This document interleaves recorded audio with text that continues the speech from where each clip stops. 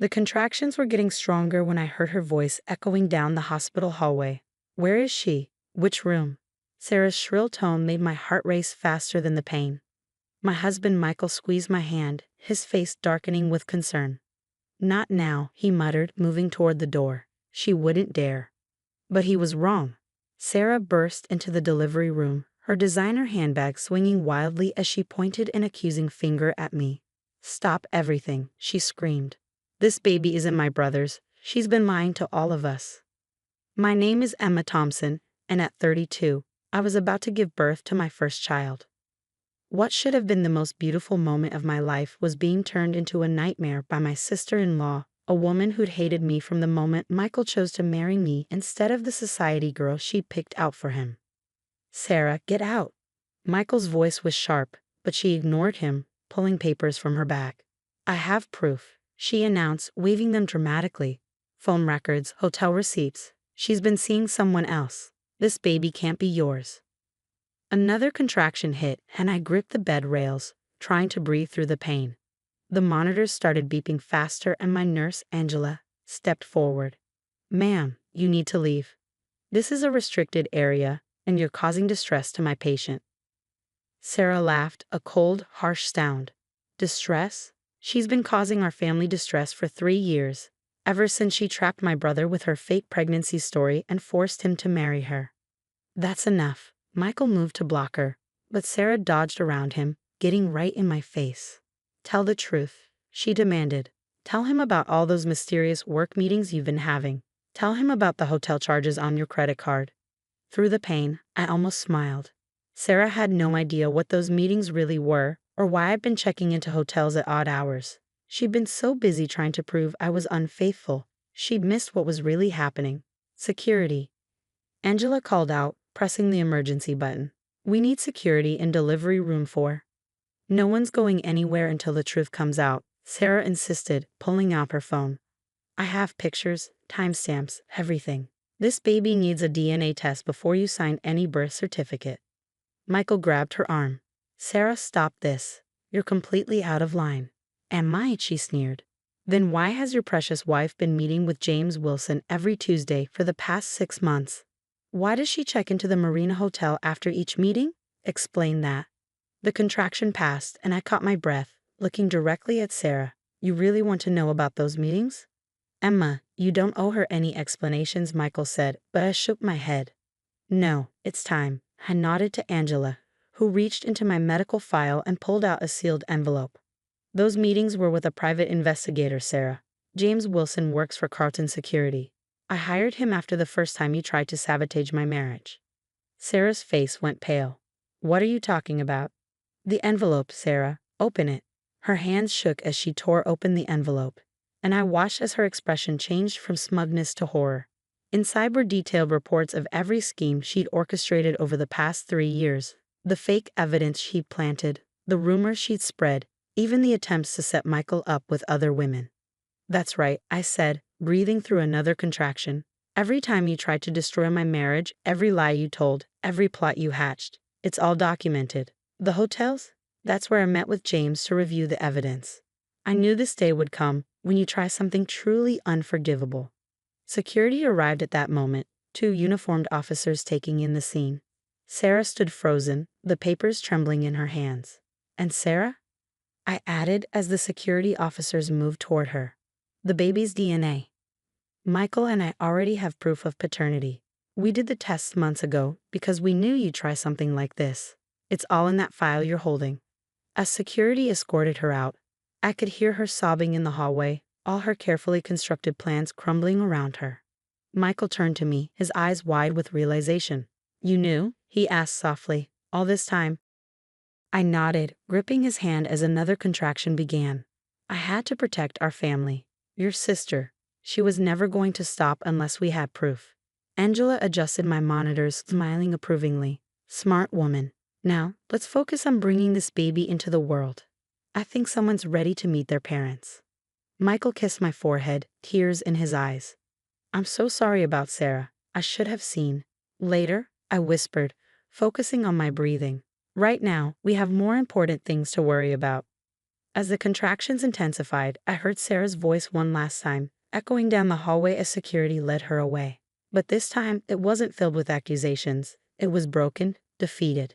She finally realized that her own brother's wife had outsmarted her at every turn. The baby was coming, and nothing, not even Sarah's dramatic ambush, could ruin this moment. I had protected my family, exposed the truth, and now it was time to focus on what really mattered, bringing our child into the world.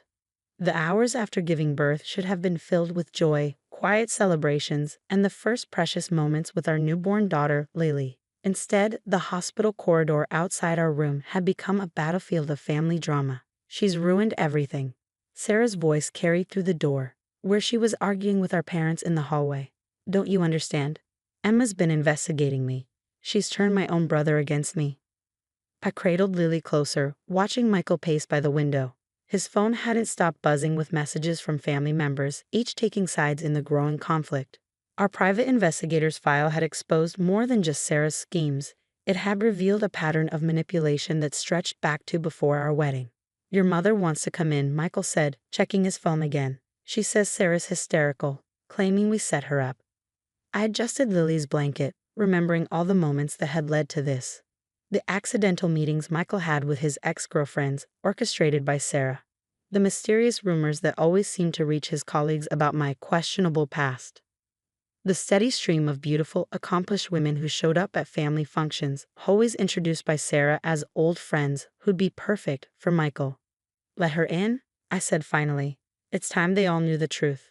Michael's mother, Eleanor, entered the room like a storm cloud in designer clothes. Her perfectly manicured hands twisted her pearl necklace, a nervous habit I'd noticed whenever she was preparing for confrontation.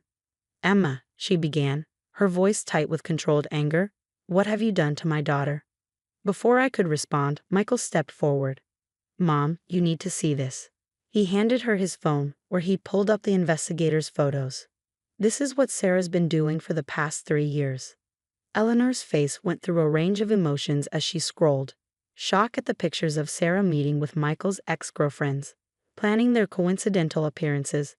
Dismay at the text messages showing Sarah's coordinated attempts to spread rumors about me. And finally, horror at the documented evidence of her daughter's obsessive campaign to break up our marriage. "But why?" she whispered, sinking into the visitor's chair. "Because she never accepted me," I said quietly, as Lily stirred in my arms. "From the day Michael chose me over the woman she picked out for him, Sarah made it her mission to save him from me. I had to protect my family." "Those hotel meetings," Eleanor said, realization dawning. "Sarah said you were having an affair." "I was meeting with a private investigator," I explained.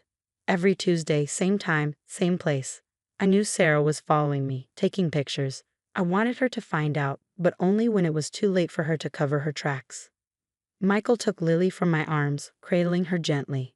"Mom, Sarah tried to ruin the birth of your granddaughter. She burst in here, screaming about DNA tests and infidelity, all because she couldn't stand to see us happy." Eleanor's shoulders slumped. The righteous anger she'd carried into the room had drained away, replaced by the weary acceptance of a mother facing her child's unforgivable actions. "The things she's done," she murmured, still scrolling through the evidence. "The lengths she went to. I didn't want it to come to this," I said softly. "I kept hoping she'd accept me. But when I got pregnant, her attempts to break us up became more desperate. I couldn't let her poison Lily's life the way she tried to poison our marriage." A nurse poked her head in. "Mrs. Thompson, security asked me to inform you that your sister-in-law has been escorted from the building. She's been added to the restricted visitors list, as requested." Eleanor's head snapped up. "Restricted visitors?" "We can't trust her around the baby," Michael explained firmly. "Not after today. Not after everything we've learned." The weight of the situation seemed to finally hit Eleanor. Her daughter's actions hadn't just damaged family relationships. They'd gotten her banned from seeing her own niece. Years of enabling Sarah's behavior had led to this moment. "I should have seen it," she whispered. "All those times Sarah said she was protecting the family name, she was really just trying to control everything. Everyone." I reached out and took Eleanor's hand. "It's not too late to change things. Lily deserves to know her grandmother. But Sarah needs help, not encouragement." Eleanor squeezed my hand, tears in her eyes. You're right.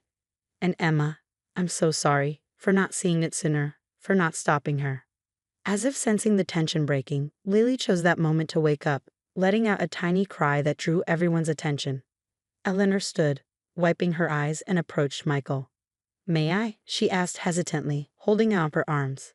As Michael placed Lily in her grandmother's arms, I saw the future I've been fighting for all along, a family built on love and truth, not manipulation and control. Sarah's schemes had finally been exposed, but more importantly, they'd failed. The battle wasn't over. Sarah wouldn't give up easily, but for now, in this moment, watching Eleanor bond with her granddaughter, I knew every Tuesday meeting, every documented scheme, every careful step of my countermove had been worth it. 1 month after Lily's dramatic entrance into the world, we were finally settling into a routine when the certified letter arrived. Sarah's name on the return address made my stomach clench. She's suing us, Michael said in disbelief, reading the legal notice.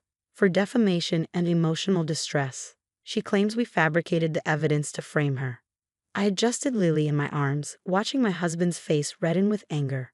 She wants $500,000 in damages, he continued, and a public retraction of all allegations. I had expected something like this. Sarah had spent the past month being shunned by family and friends as the truth about her behavior spread. Her carefully cultivated image as the perfect sister, protecting her brother from a gold-digging wife, had crumbled. Now she was trying to rewrite the narrative. Call James, I said calmly, referring to our private investigator. It's time for phase 2. Michael looked up sharply. Phase 2? There's more? I nodded, remembering the conversation I'd had with James Wilson 6 months ago. We knew Sarah wouldn't stop. The initial evidence was just insurance. The real bombshell, well, I was hoping we wouldn't need it. That evening, after putting Lily to bed, we met with James in our living room. He brought a thick folder and a laptop, his face grim. Sarah's made her move, he said, opening the laptop. Are you sure you want to proceed with this? Once it's done, there's no going back. Show us, Michael said firmly. James pulled up a series of emails, bank statements, and photographs. Sarah's vendetta against Emma wasn't just personal. She's been embezzling from your family's company, Michael, using the chaos she created in your marriage as cover for her financial schemes.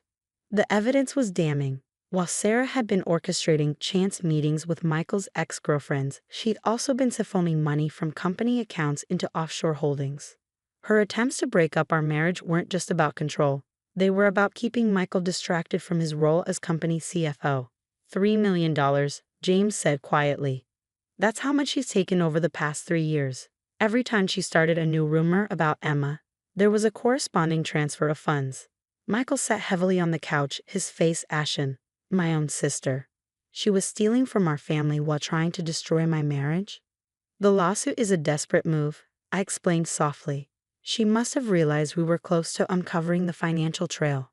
She's trying to discredit us before we can expose her. Why didn't you tell me about this sooner? Michael asked, his voice strained. I needed to be certain, I replied. And I hoped we wouldn't have to use it. Despite everything, she's your sister. This will destroy her career, maybe send her to prison. James cleared his throat. There's something else. The money? We traced it. Sarah wasn't working alone. He pulled up another document, and I heard Michael's sharp intake of breath. The account receiving Sarah's stolen funds was jointly held with Jessica Porter, Michael's ex-girlfriend, the woman Sarah had wanted him to marry instead of me. They've been partners this whole time, James explained. Jessica's father's company was failing. They needed capital. Sarah provided it, using your family's money in exchange for Jessica's help in trying to break up your marriage. The pieces fell into place. The constant run-ins with Jessica, the way she always seemed to know where Michael would be, the convenient photos that would find their way to gossip columns suggesting an ongoing affair. I've prepared 2 packages, James said, placing USB drives on the table. One goes to the police and the SEC, documenting the financial crimes. The other goes to your family's board of directors, explaining everything. Your choice. Michael stood up and walked to Lily's nursery. Through the baby monitor, I could hear him softly talking to our sleeping daughter. When he returned, his jaw was set. Send both, he said firmly. Sarah chose this path. She didn't just try to destroy my marriage, she betrayed our entire family. 2 days later, Sarah's lawsuit was withdrawn. 1 week after that, she and Jessica were arrested. The story made headlines. Socialite sisters-in-law's scheme exposed. Family drama masks $1 million theft. Eleanor took it hard, but differently than I expected. She threw herself into grandmother duties, perhaps trying to make up for years of enabling Sarah's behavior. Michael's father stepped down as CEO, letting Michael take control of the company to repair the damage. As for Sarah, she faced the consequences of her actions not just legally, but socially. The same society circles she'd once ruled now shunned her. Her carefully crafted world of manipulation and control had crumbled. Late one night, as I rocked Lily to sleep, I received a text from an unknown number. "You won. I hope you're happy." Sarah's final message before beginning her prison sentence. I looked down at my daughter, peaceful in my arms, then at the photo on my nightstand. Michael and me on our wedding day. Happy despite Sarah's first attempt to ruin it. "No, Sarah," I whispered. "I didn't win. I protected what mattered." There's a difference. The battle was over, but its lessons would stay with us. Sometimes protecting your family means making hard choices. Sometimes the truth hurts more than lies.